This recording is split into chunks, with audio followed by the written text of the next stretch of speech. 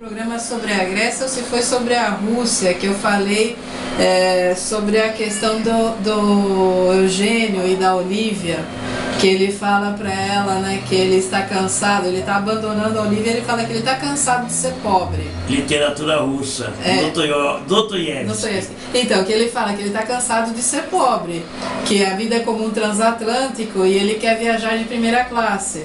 E posteriormente a Olívia manda uma carta para ele e fala, olha, a pergunta não é em que classe estou viajando, a pergunta é, eu estou sendo um bom companheiro de viagem?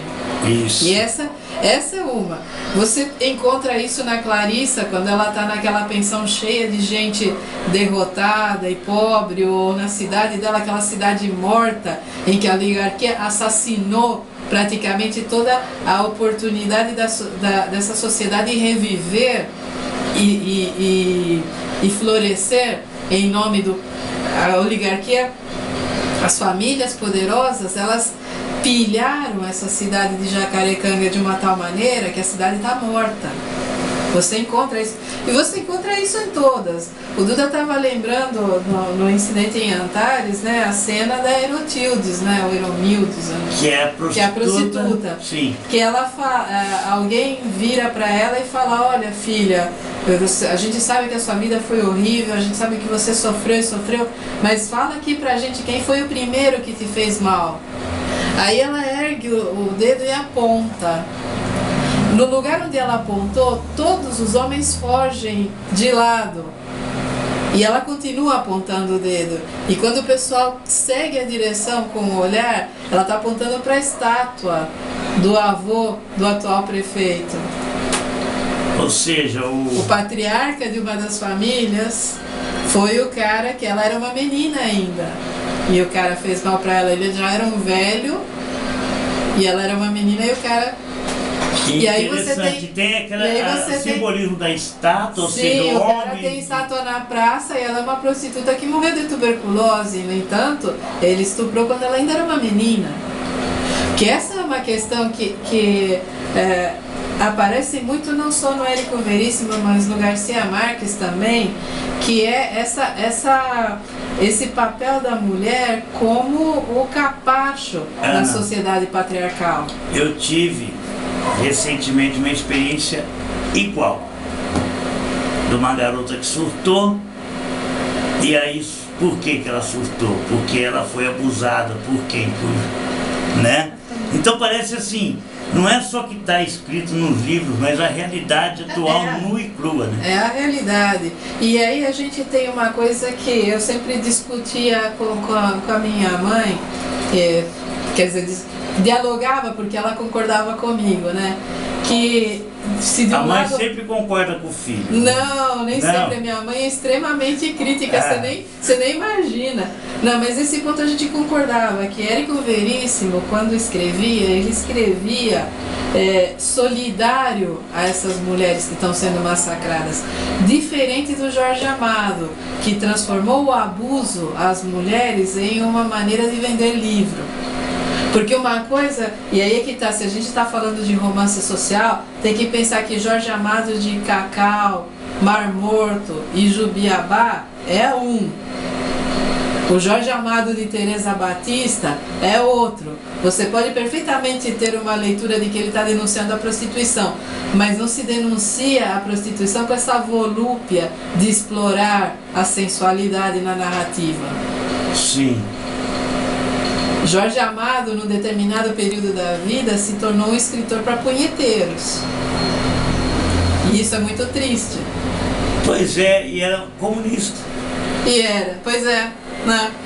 Mas aí que tá as pessoas... Edgar Rodrigues que falava que você só pode erguer a estátua depois que a pessoa morreu. Porque se você elogia muito em vida, a pessoa sempre tem uma chance de te desapontar.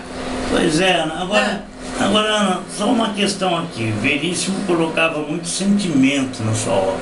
Sim. Né? Embora ele quisesse ser durão, ele se achasse uma pessoa vivida, ele era um senhor muito... Todas as entrevistas que eu li dele para publicações mais sérias, ele se considerava uma pessoa extremamente crítica, ele não se considerava um sentimental.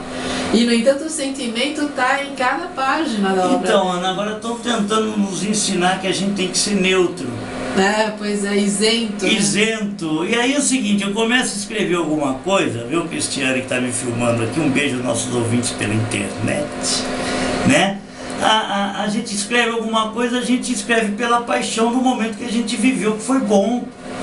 E aí é o seguinte, quando o próprio Érico Veríssimo, ele consegue olhar dentro da sua própria obra, por exemplo, o sentimento que ele está passando, que ele vivenciou, nos dias de hoje seria dito que ele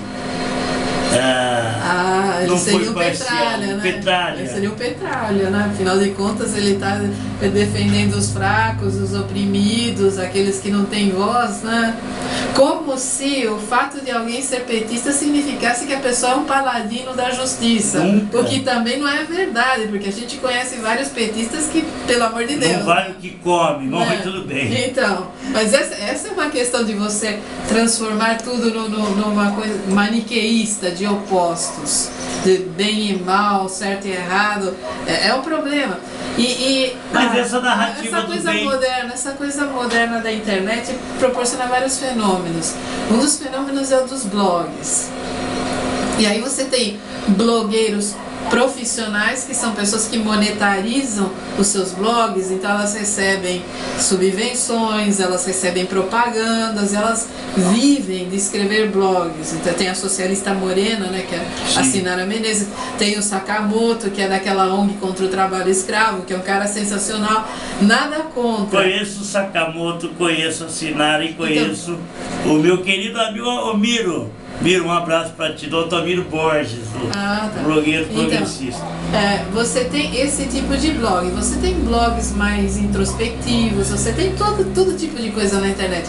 Eu mesma tenho um blog já há uns 2 ou 3 anos. Eu jogo meus vídeos lá, eu recomendo música. Falando nisso... E aí eu tenho uma parte no meu blog para textos críticos e outra para textos literários. Eu tenho alguns contos lá que eu escrevi, tenho tudo. E recentemente surgiu o movimento dos historiadores pela democracia, que tem gente, olha, a Tânia Bessoni, a Hebe Matos do Rio de Janeiro, a Beatriz Mamigonian da Federal de Santa Catarina, gente de primeira. Antes era uma confraria, lembra? Não, que nada. Confraria dos historiadores, era Neude, Ângelo, Chico Paulo. Você está falando do nome. Não. A questão é a seguinte: esse pessoal montou um grupo logo depois da primeira votação para denunciar o que estava acontecendo. E essas professoras, elas pegaram e fizeram uma clivagem na internet sobre como nós historiadores escrevíamos. E como a Hebe Matos e a Marta Abreu têm um blog